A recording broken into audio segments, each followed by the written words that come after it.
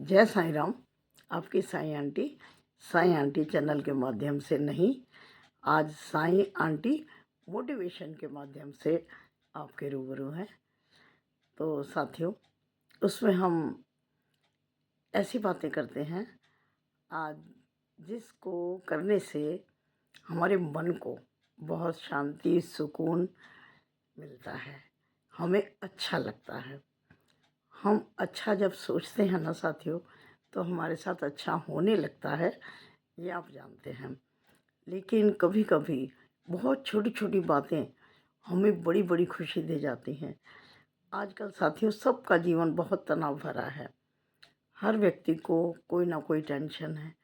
Tension शब्द तो इतना कॉमन हो गया ना, जिससे बात करो, नहीं मैडम मैं तो बहुत टेंशन में हूँ, हमारे घर में बहुत टेंशन है, मेरा बेटा बहुत टेंशन में है, मेरी बेटी बहुत टेंशन में है।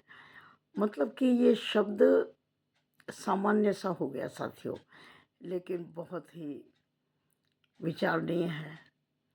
ये शब्द बहुत ही खतरनाक समझो या बस बहुत ही खराब है। हमें तनाव से मुक्ति चाहिए। अब कैसे मिलेगी? छोटी छोटी खुशियों को संजोकर। पहला जो मुझे अनुभव हो रहा है, मैं अपने अनुभव की बात करती हूँ, किसी की सुनी सुनाई बात नहीं। जैसा मैं खुद महसूस करती हूँ वही बात मैं आपसे करती हूँ कि यदि हम दुख के क्षण को याद करेंगे, उसकी डेट को बिल्कुल अपने दिमाग में भरे रखेंगे, तो जब भी साथियों वो डेट आएगी, वो दिन आएगा, हम बहुत दुखी होंगे। बिल्कुल उसी परिस्थिति में पहुंच जाएंगे जब कुछ साल पहले वो घटना, बल्कि दुर्घटना कहिए, हुई होगी। तो वो समय तो बीत गया साथियों, लेकिन अब उसको याद करने से हमारा दुख बहुत बढ़ गया। कुछ हो तो नहीं सकता, जो कुछ हमारे साथ हो चुका वो तो हो ही चुका भूतकाल में, ठीक है ना। अब उसको तो आप बदल नहीं सकते, उसको मैं बदल नहीं सकती। तो क्या करना चाहिए? उससे थोड़ी दूरी बना लो, उसको बिल्कुल याद मत करो, अपना ध्यान डाइवर्ट कर लो। पढ़ने में लगा लो, ड्राइंग करने में लगा लो, कविता लिखने में लगा लो, जिसमें आपको मन लगता है, जो आपकी रुचि की चीज़ है वो करना शुरू कर दो। अपने आप को इतना व्यस्त रखो कि आपका ध्यान उन तारीखों की तरफ जाए ना। साथियों, हर बार एक बात कहती हूँ, कठिन हो सकता है, थोड़ा सा मुश्किल हो सकता है, असंभव नहीं हो सकता। प्रैक्टिस, जब हम इस चीज़ की प्रैक्टिस करेंगे ना, तो हो जाएगी, हो जाएगी। अपने दूसरे कामों में इतने व्यस्त रहो, पूजा पाठ करो, सुंदरकांड में जाओ, कुछ भी, अपनी पुरानी फ्रेंड्स से मिलो, अपने घर में ही बैठ के अपने मनपसंद काम करो, है ना।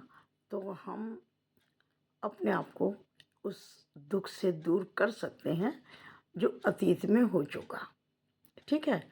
अब बात करते हैं प्रेजेंट की।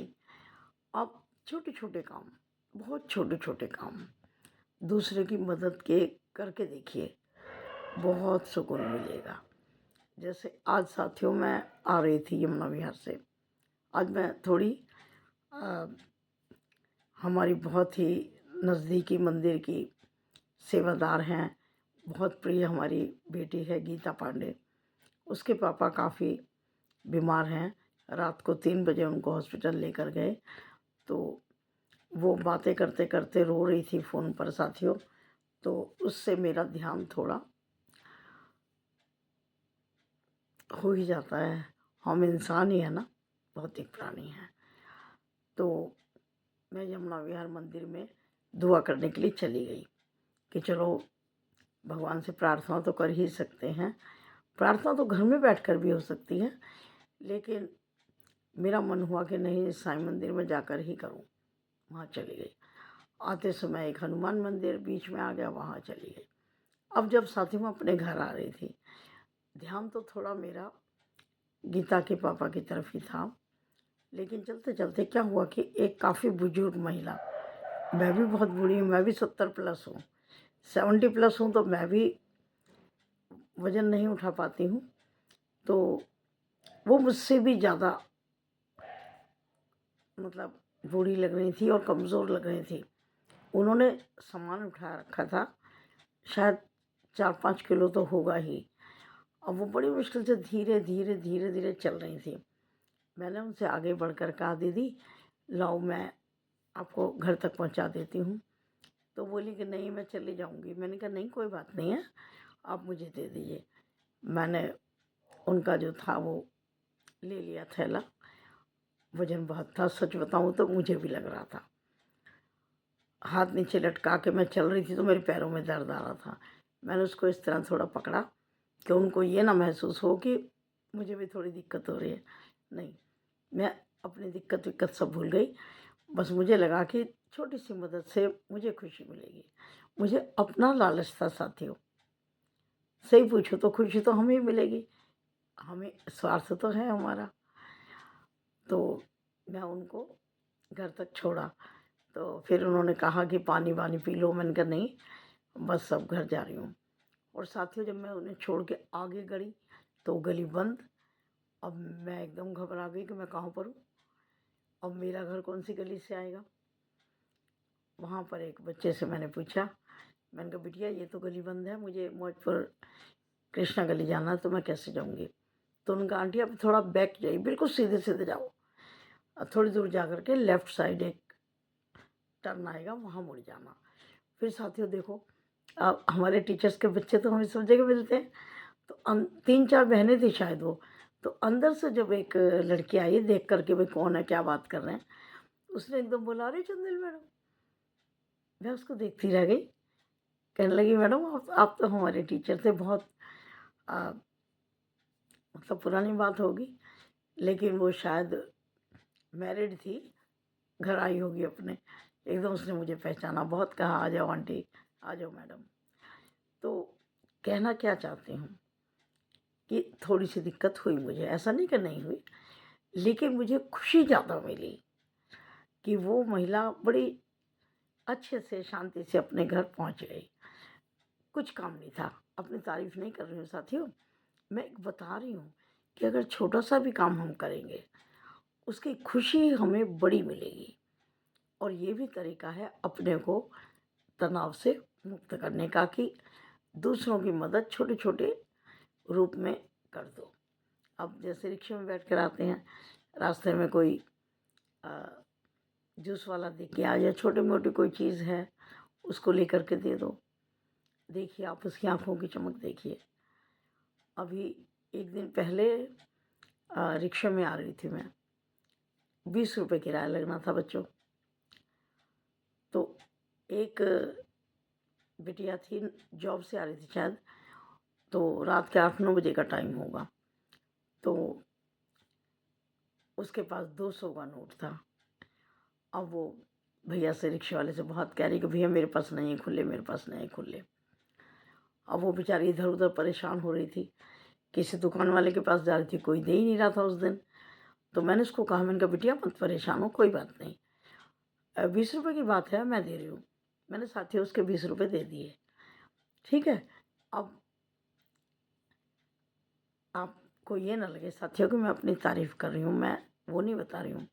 छोटी छोटी खुशियाँ कैसे ढूंढेंगे हम, ये बता रही हूँ। अपना अपना फोकस इस बात पर रखना कि उससे मुझे लाभ क्या हो रहा है। ठीक है। तो मैंने साथियों उसके 20 रुपये दे दिए।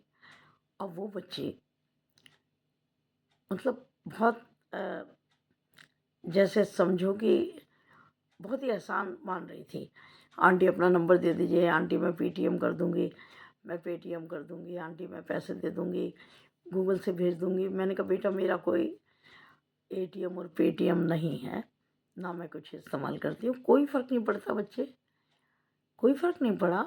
क्या हुआ, 20 रुपये की बात है, मेरी बेटी साथ होती तो मैं नहीं देती धोखा, कोई बात नहीं। तो साथियों उसकी आंखों की चमक देखने वाली थी। उससे जानो मुझसे कितनी खुशी मिली, मुझे बहुत खुशी मिली। और मेरा स्वार्थ होता है, मैं निस्वार्थ कहूँ कि मैं निस्वार्थ करती हूँ, तो मुझे ये निस्वार्थ सब अपने लिए शायद ठीक नहीं लगता, क्योंकि मैं जानती हूँ मेरा स्वार्थ है कि मुझे उससे खुशी मिलेगी। तो ये तनाव मुक्त होने के छोटे छोटे साथियों तरीके हैं। जहाँ भी कभी छोटा सा भी अच्छा काम करने का मौका मिल जाए, कभी मत चूकना। वो छोटा सा काम पता नहीं हमें कहाँ पे कर जाएगा, कहाँ पे कर जाएगा, सोच के मत करो। लेकिन हमारी मदर कहा करती थी, किया हुआ कभी बेकार नहीं जाता, कभी ना कभी किसी ना किसी रूप में सामने आता है, और बिना किया कभी नहीं मिलता। आपने सुना होगा अपने बुजुर्गों से, मैंने तो बहुत सुना, जब कोई परेशानी आती है और वो जल्दी से ख़त्म हो जाए तो क्या कहते थे पुराने लोग, अरे कोई लिया दिया आगे आ गया, है ना? आपने ज़रूर सुना होगा, मैंने भी सुना। तो ये लिया दिया क्या है? यही छोटे छोटे अच्छे अच्छे काम, छोटे छोटे बहुत बड़ी खुशी देकर जाते हैं। तो आशा करती हूँ कि आप इसको अन्यथा नहीं लेंगे। आप ये मत सोचना कि साईं आंटी अपनी तारीफ बता रही हैं, अपनी बता रही हैं कि मैंने क्या क्या कर दिया, कि किया हुआ किसी को बताना नहीं चाहिए। मेरी भाव वो नहीं है। आशा करती हूँ आप मेरे भाव तक पहुँच जाएंगे, भाव पड़ जाइए कि मैं कहना क्या चाहती हूँ, कि ये छोटी छोटी खुशियाँ तलाशिए। ये छोटी खुशियाँ हमें बड़ी खुशी होकर मिलेंगी।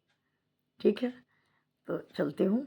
यदि आप चैनल पर नए हो तो आप सब्सक्राइब, लाइक एंड शेयर तो कर ही देंगे, मुझे पूरी उम्मीद है।